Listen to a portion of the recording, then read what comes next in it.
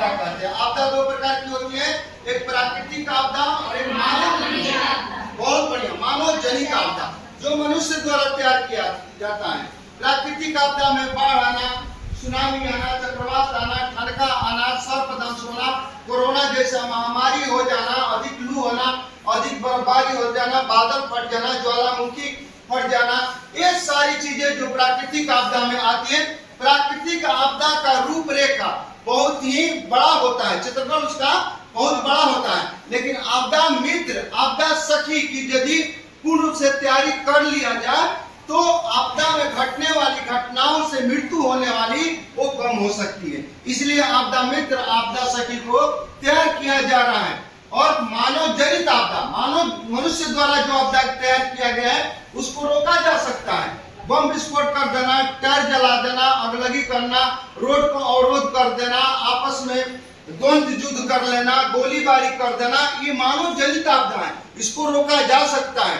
कुछ आपदाएं ऐसी होती हैं जो अग्नि दो प्रकार की आपदाओं में आती है, प्राकृतिक आपदा में भी आती है और मानव जनित आपदा में।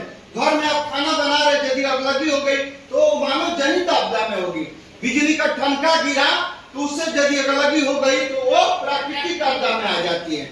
अभी हम लोग बाढ़ से बचाव के बारे में चलेंगे। तो बाढ़ की पूर्व तैयारी, बाढ़ आने पर क्या करें और बाढ़ के उपरांत में हम लोग क्या सुंदर ढंग से आपको सरकार की इसमें रूपरेखा तैयार किया गया है। बाढ़ जब आती है उससे पहले हम लोग को तैयारी क्या करना है।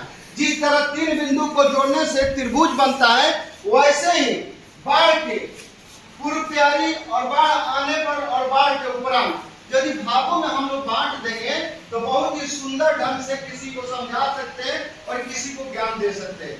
तो बाढ़ आने से पहले हम यदि तैयारी कर लेते हैं तो बाढ़ आने से पहले तैयारी हम क्या करेंगे कि यदि हमारा गांव में रहते हैं या कहीं पर रहते हुए हम ये जाने कि हमारा मकान यदि हम लोग लेट डाउन में रहते हैं, ऐसे भी बिहार जनजय की नदियों का जाल है और यहाँ पर बहुत सारी नदियां हैं। गंगा हो गया, गोदावरी हो गया, उसके बाद में गंडक हो गया, कोसी हो गया, नर्मदा हो गया, बागमती हो गई, बूढ़ी गंडक हो गई, गंडक हो गई, महानंदा हो गया, कमला बलान हो गया, उसके बाद में सोनभद्र हो गया, सोन नदी हो गया, उसके बाद में पुनपुन नदी हो गया, क्यूल नदी हो गया।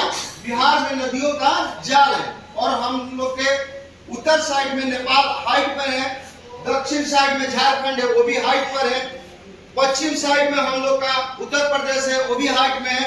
उसके बाद में जो बंगाल है वहां पर पूरे जा करके पूरी गंगा में पूरी नदियां समा जाती है इसका पानी और ये जा करके गंगा सागर समुद्र में पानी चला जाता है।